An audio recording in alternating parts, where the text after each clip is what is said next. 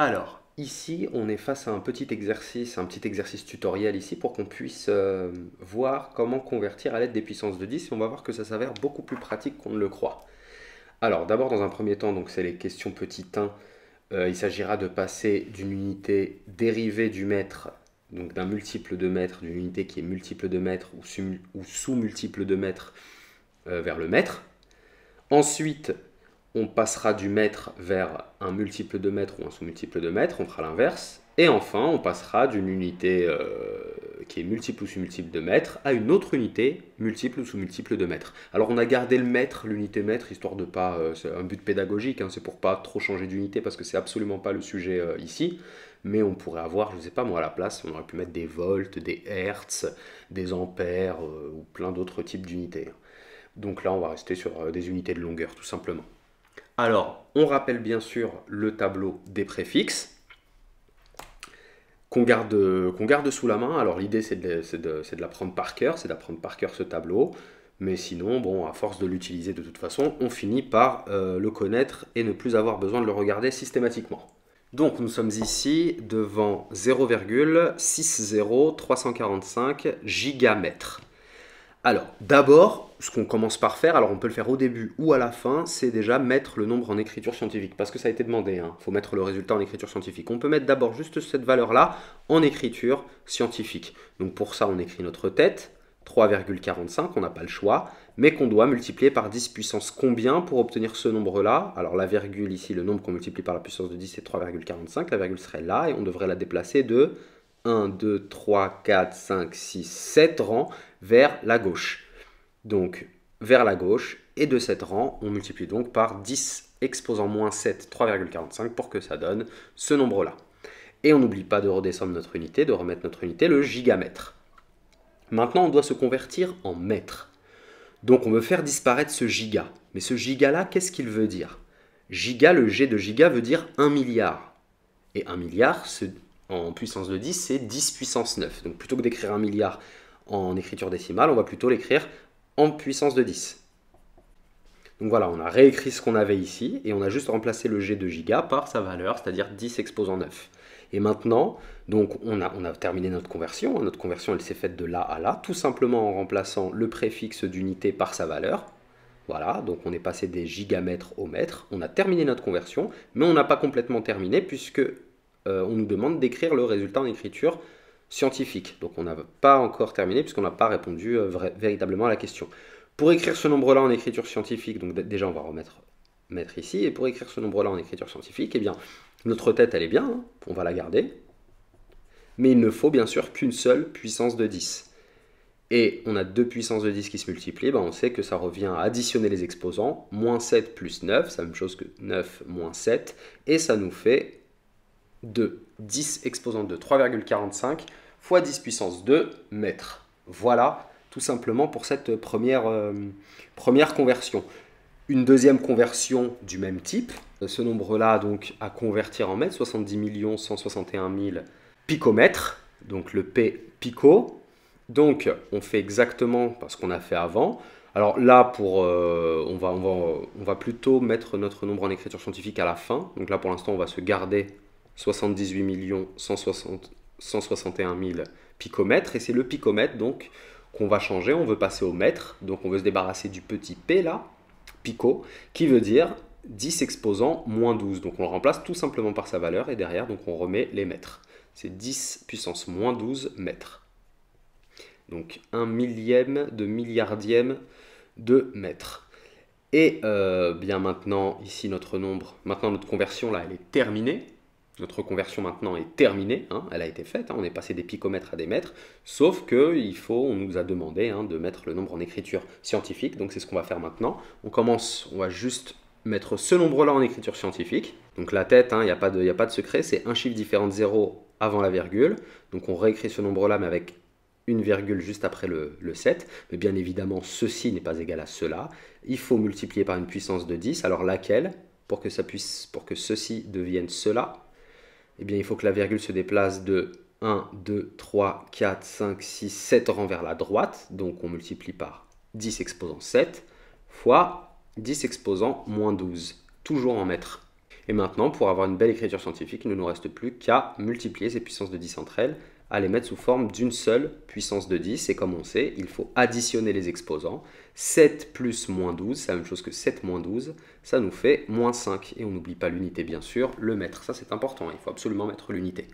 Voilà pour ce qui est des conversions, des multiples ou sous-multiples d'unités à l'unité considérée. Donc ici, on a des gigamètres qui est un multiple de mètre, ou ici picomètre qui est un sous-multiple de mètre, à l'unité qui est le mètre. Voilà. Voilà, en gros, comment est-ce que ça se passe? Il suffit juste de remplacer le préfixe par sa valeur. Cette fois-ci, on nous demande de mettre ce nombre-ci, ah oui, hein, c'est vraiment pas une écriture pratique, hein, l'écriture décimale, de convertir donc cette donnée-là en mètres, passer en téramètres. TM, c'est téramètres. Alors, l'idée va être la suivante. D'abord, on va commencer par mettre tout ce nombre-là en écriture scientifique, comme ça... la flemme hein, d'écrire tout un nombre comme ça en écriture décimale, c'est compliqué, puis en plus on peut faire plein d'erreurs, on peut oublier un 0 ou en mettre un en trop, etc. On écrit notre tête, on apporte le coefficient donc sous forme de puissance de 10, il faut que ma virgule ici soit déplacée de 14 rangs vers la droite, donc il faut multiplier 8,2492 par 10 puissance 14 pour que ce soit égal à ça. Mètre, donc ceci est égal à ceci, on n'a rien converti du tout là, on a juste changé de forme d'écriture. On est passé d'une écriture décimale à une écriture scientifique. Mais maintenant, il faut convertir. Donc nous, ce qu'on sait sur le téramètre, c'est quoi? On sait que 1 téramètre, c'est égal. Donc on remplace le T de téra par 10 exposant 12 mètres. Voilà, c'est 1000 gigas. Hein, c'est 10 puissance 3 gigas.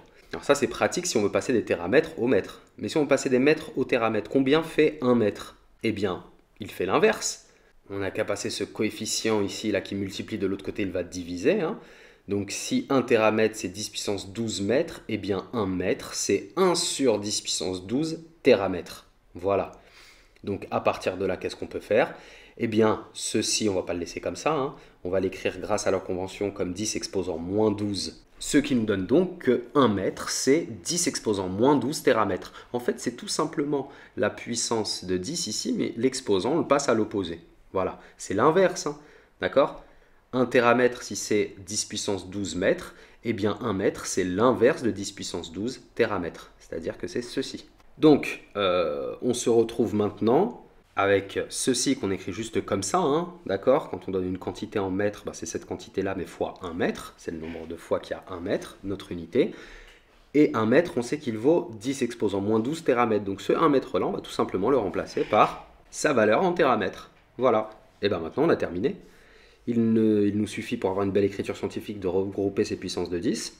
Pour ça on additionne les exposants. 14 plus moins 12 c'est 14 moins 12, ça fait... Ouh, quelle erreur. Ça fait 2, comme quoi il est bon de se relire, j'avais mis 12. Et on n'oublie pas notre unité, donc le téramètre. Et bien là, voilà, on a terminé. L'idée maintenant c'est juste ici c'est moins rapide on va dire que de remplacer directement comme on avait vu dans l'exemple précédent, donc si on passait d'un multiple ou d'un sous-multiple d'unité à l'unité, si on faisait l'inverse, il fallait tout simplement remplacer justement le préfixe d'unité, mais là c'est l'inverse, donc tout simplement on passe à l'inverse ici. Voilà, ça nous demande juste un petit tour de passe-passe, et puis on a fini. Bien évidemment, pensez à passer de là directement à là. Hein. On sait que l'inverse de 10 exposant 12, c'est 10 exposant moins 12. On a maintenant ceci à convertir en nanomètres. Alors on va commencer par écrire tout ce bazar là en écriture scientifique plutôt. Donc ça c'est égal à 4,73 fois 10 exposant 1, 13, moins 13. Et bien sûr on n'oublie pas notre unité, le mètre. Donc on a juste écrit ce nombre là en écriture scientifique. Voilà. Bon, eh bien on doit se convertir en nanomètres. Donc on veut passer des mètres au nanomètre. On sait que 1 nanomètre c'est quoi? 1 nanomètre, c'est 10 exposant moins 9 mètres. Donc, 1 mètre, c'est 10 exposant 9 nanomètres. 1 nanomètre, c'est quoi? C'est 1 milliardième de mètre. Donc, ça veut dire que 1 mètre est 1 milliard de fois plus puissant qu'un nanomètre. C'est donc 1 milliard de nanomètres. 10 exposant 9 nanomètres. Pour passer à l'inverse, c'est vraiment super simple. Il suffit tout simplement de passer les exposants à l'opposé. Voilà. Donc ici, notre mètre là, c'est fois 1 mètre. Et 1 mètre, étant donné qu'il vaut 10 exposant 9 nanomètres, eh bien on remplace 1 mètre par 10 exposant 9 nanomètres. Et comme ça, on a notre unité. Et là, de là à là, on a converti. Comme de là à là, on avait converti. 4,73, on va le garder. fois, et puis on regroupe nos puissances de 10 ici, ce qui donne 4,73 fois 10 exposant moins 4 nanomètres. Voilà, donc là l'idée, pour passer d'une unité à un de ses multiples ou de ses sous-multiples, il faut comprendre ce que vaut ce multiple ou ce multiple-là par rapport à notre unité, et puis c'est tout simplement l'inverse. Voilà, et l'inverse, c'est notre puissance de 10, mais avec un exposant opposé. Donc on change le signe de l'exposant.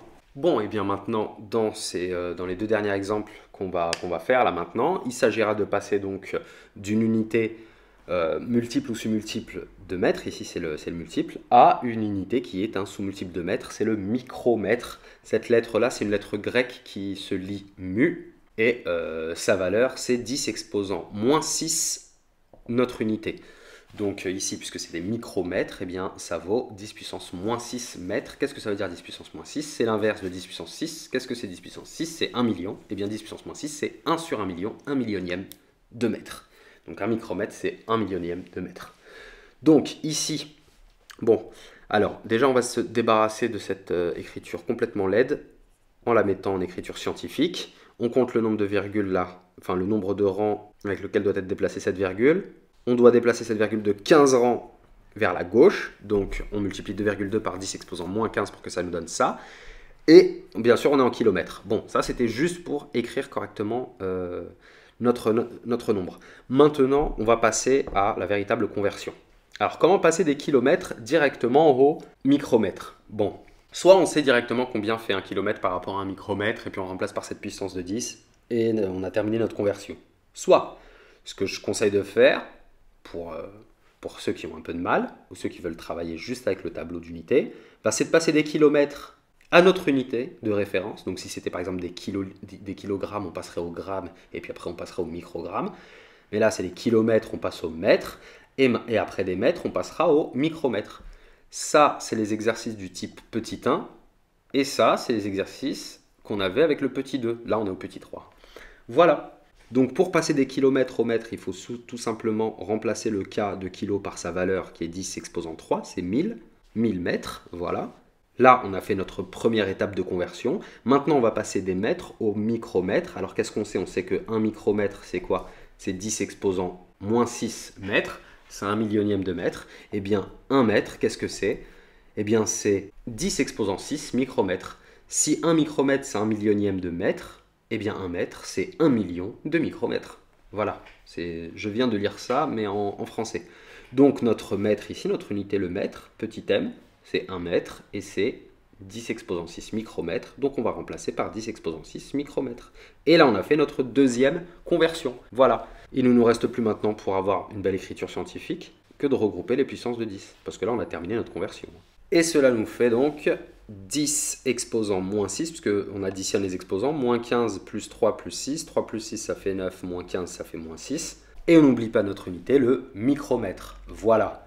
Alors enfin, ce nombre-là, il est directement compact, il est directement en écriture scientifique. Bon, on va passer donc cette fois-ci, comme on a fait ici, on est passé de notre multiple ou sous-multiple d'unité à l'unité, et puis de l'unité à l'unité d'atterrissage. Et bien ici, on va passer des picomètres au mètre, et puis des mètres au... Alors on doit se convertir en centimètres. Voilà. Donc, des picomètres au mètre, puis des mètres au centimètre. Alors des picomètres au mètre, on va tout simplement remplacer le P de pico par sa valeur. Voilà. Ensuite, on va maintenant passer des mètres au centimètre. Alors pour ça, donc 1 centimètre, on sait que c'est 10 exposant moins 2 mètres, c'est un centième de mètre. Donc 1 mètre, c'est quoi? C'est 10 exposant 2 centimètres, c'est 100 centimètres. Voilà. Donc on remplace notre mètre ici par 10 exposant 2 cm, c'est ce qu'il vaut.